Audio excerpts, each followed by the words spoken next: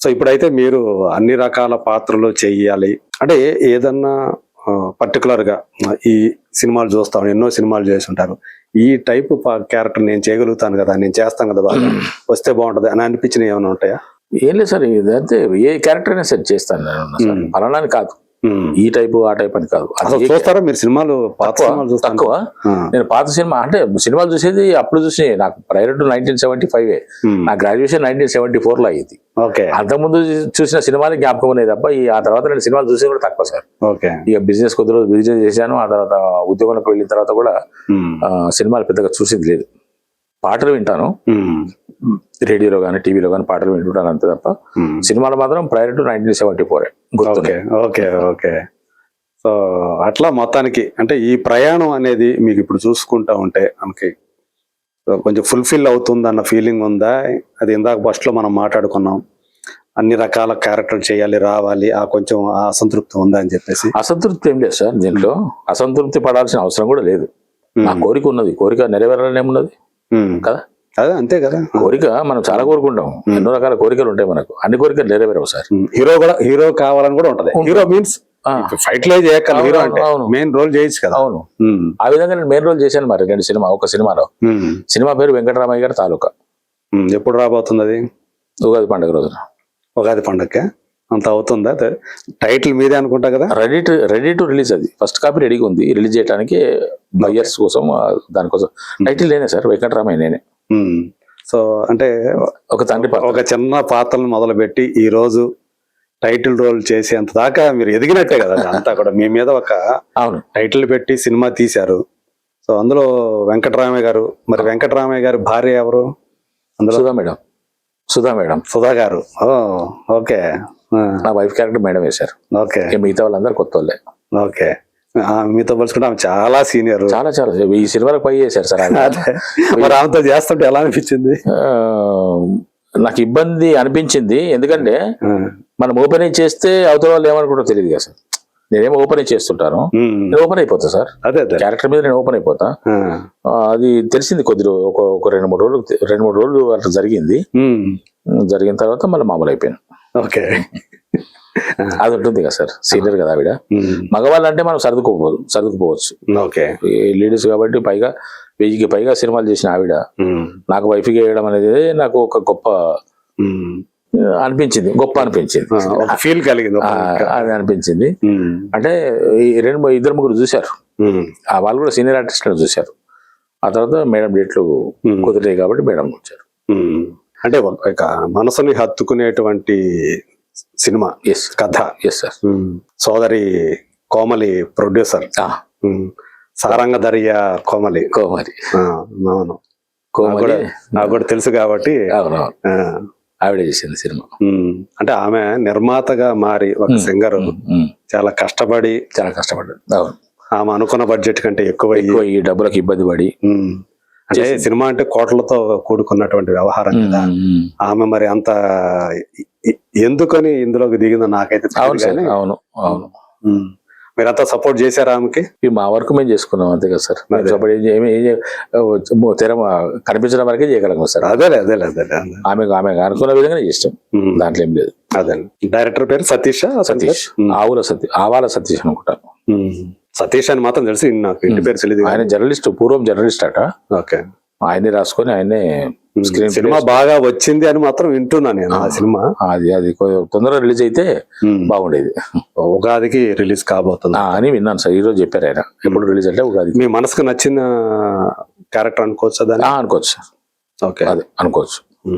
So అది మొత్తానికి 2026 అనే సంవత్సరం మీకు అంటే ఒక నటుడిగా మరింత ఎలివేషన్ ఇస్తుందని ఒక ఆశ అయితే ఉంది. ఎందుకంటే చాలా పాత్రలతో మా ముందుకు రాబోతున్నారు మీరు. సార్ నేను సినిమాలు నాకు మంచి హైప్ ఇస్తాయా, లేకుంటే నాకు మంచి ఇంకా మరిన్ని సినిమాలు వస్తాయని దాని మీద నేను ఆలోచన చేయట్లేదు సార్. నాకు చెప్పినా కదా సార్, నేను మీకు కరెక్ట్గా చెప్పాలంటే నేను నిష్కాము కూడా సార్. అంతే, నాకు ఏ కోరికలు లేవు సార్. వస్తే చేస్తున్నాను, వచ్చిన దాన్ని చేస్తున్నాను. ఓకే.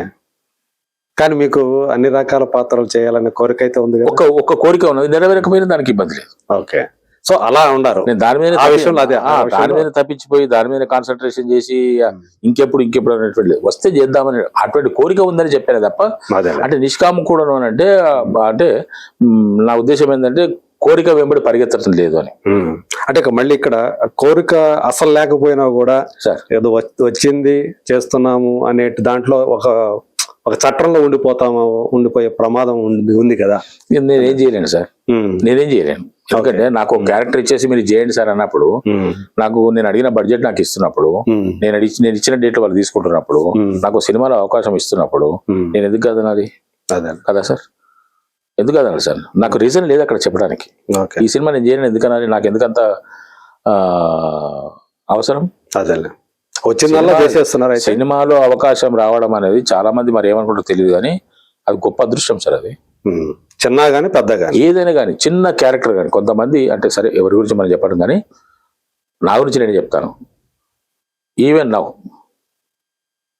ఒక చిన్న క్యారెక్టర్ ఉంది సార్, 2 నిమిషాలు ఉంటుంది, అది ఒక పూట కావాలి మీరు అంటే ఐఎమ్ రెడీ టు డూ.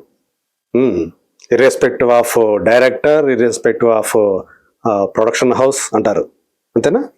ఎలాంటిదైనా కారణం ఏంటంటే నేనే కావాలని అతను నన్ను వెతుక్కుంటూ వచ్చాడు.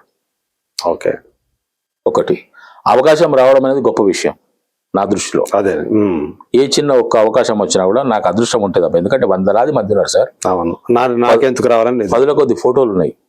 అన్ని ఫోటోలు దాటుకొని అంతమందిని దాటుకొని ఒక కాల్ నాకు వచ్చింది అని అంటే నా భావన అంగీకరించాలి. రైట్, చిన్న క్యారెక్టర్ నేను చేయను అనే ఆలోచన నాకు లేదు, డెఫినెట్గా చేస్తాను. ఓకే, సో అందుకని మీరు నిష్కామంగా అన్ని చేసుకుంటూ పోతున్నారు. ఏది వచ్చినా మనకి అది బోనస్ అని అనుకో. ఏది వచ్చినా నాకు మహాప్రసాదం సార్, అమ్మవారి దయ, ఆ దేవుని దయ. వచ్చిన దానికల్లా ఎంతవరకు మనం న్యాయం చేయాలి, నేను న్యాయం చేస్తూనే ఉంటాను సార్. ఎందుకంటే నేను క్యారెక్టర్ అర్థం చేసుకుంటాను కాబట్టి డైరెక్టర్ ఇప్పుడు మనకు తెలిసిపోతుంది కదా సార్. డైరెక్టర్ కాంప్రమైజ్ కాడు ఇక్కడ నా గురించి, నా విషయంలో. అదే సరిపెట్టుకోడు. కాంప్రమైజ్ అంటే నా సెన్స్ ఏంటంటే సరిపెట్టుకోడు. ఇక రాదా ఆయనకు అంతకన్నా ఎక్కువ రాదు కాంతి, సరే ఓకే చేసుకో రాసుకో బాబు అని చెప్పేసి అన్నారు. బాగా చేశాడు అన్నట్టే అంటారు. ఇంకా అది సర్టిఫైడే కదా సార్. అట్లా నడుస్తున్నా సార్ జీవితము. అందుకే నేను అన్నాను, నా జీవితం నా వరకు నేను అనుకునేది పరిపూర్ణమైన జీవితం చాలు సార్, నాకు ఇంతకంటే ఎక్కువేం కావాలి సార్. అందుకే దేవుని నేనేం కోరను, దేవుని నేనేం కోరను సార్, ఇచ్చింది తీసుకుంటాను అంతే. అంటే సంతోషానికి దుఃఖానికి అతీతులైపోయారంటారా? ఇప్పుడు ఒక వయసు వచ్చిన తర్వాత కొన్ని లిమిట్స్ ఉండాలి సార్. ముందు మనము మనిషి జీవితం అనేది ఏమిటో తెలుసుకోవాలి, ఆ జీవితం ఎంతకాలం ఉంటుంది అనేది తెలుసుకోవాలి, జీవితానంతరం ఏం జరుగుతుంది అనేది కూడా తెలుసుకోవాలి. మనం ఉండాలి తపన 20 ఏళ్లలో 25 ఏళ్లలో 30 ఏళ్లలో 40 ఏళ్లలో ఈవెన్ 50 ఏళ్లలో కూడా సంపాదించాలి అది ఇది అని చెప్పేసి ఉండటం అవసరం తప్పనిసరి. ఎందుకంటే మనకు బహుబంధాలు ఉన్నాయి, సంసారం ఉన్నది, మంచి చెడ్డలు ఉన్నాయి, ఈదాలి, అందరిలాగా మనం ఉండాలి అని మనం అనుకుంటాం. అఫ్ కోర్స్ అప్పుడు ట్రై చేయి. ఈవెన్ ఆఫ్టర్ 60 ఆల్సో నా దృష్టిలో తప్పు. ఓకే, మంచి పట్టం తప్పు. మంచి పనులు చెయ్యి, 100 ఏళ్ళు బ్రతుకు. దుర్మార్గం పనులు చేసి 60 దాటిన తర్వాత దుర్మార్గం పనులు ఎందుకు చేయాలని ఆలోచన. మంచి పనులు చెయ్యి, సమాజానికి ఉపయోగపడే పని చేయి, కుటుంబానికి ఉపయోగపడే పని చేయి, మిగతా వాళ్ళకు ఉపయోగపడే పనులు చేయి, వెల్ అండ్ గుడ్. ఓకే, దుర్మార్గం పనులు చేయడం ఎందుకు సార్? 60 ఏళ్ళు దాటిన తర్వాత 70 ఏళ్ళు దాటిన తర్వాత దేనికోసం, ఎందుకోసం? అన్ని సంవత్సరాలు బ్రతికిన మనిషికి తెలీదా ఇంకో ఏడాదికో 6 నెలలకో సంవత్సరానికో 2 నెలలకు 3 నెలలకు పోయినప్పుడు మనం వెంట ఎదురాదని తెలీదా? ఎందుకు సార్ అన్నది నా ఆలోచన.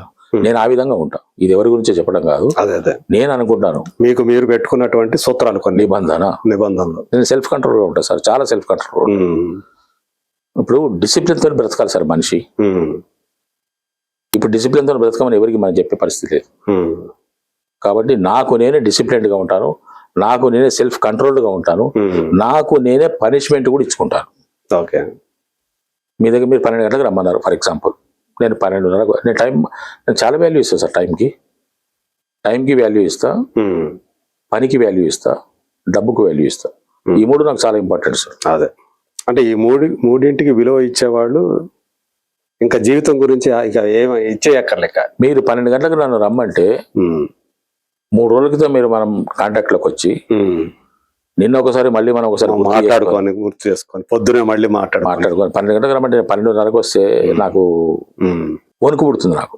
ఓకే, అంటే ఆ సమయ పాలన తప్పు చేస్తున్నాను నేను. 12 గంటలకు రావాల్సిన వ్యక్తిని 12:30 నాకు అంత కొంపలు మునిపోయి అర్జెన్సీ ఏమి ఉండదు. నాకు పెద్ద బిజీ మనిషినేం కాదు నేను. ఈ రోజు ఎడుదరికి లేదు కాబట్టి షూట్ లేదు అంతే. 12 గంటలకు రావాలి నేను అంతే. రాకుండా నేను 12:30 కనుక వస్తే మీకు తెలియని పనిష్మెంట్ నాకు నేను ఇచ్చుకుంటా. అది మీది మైండ్ సెట్, నా పాలసీ అది. అదే నా స్వత సిద్ధంగా నేను నేర్చుకున్నది. అదే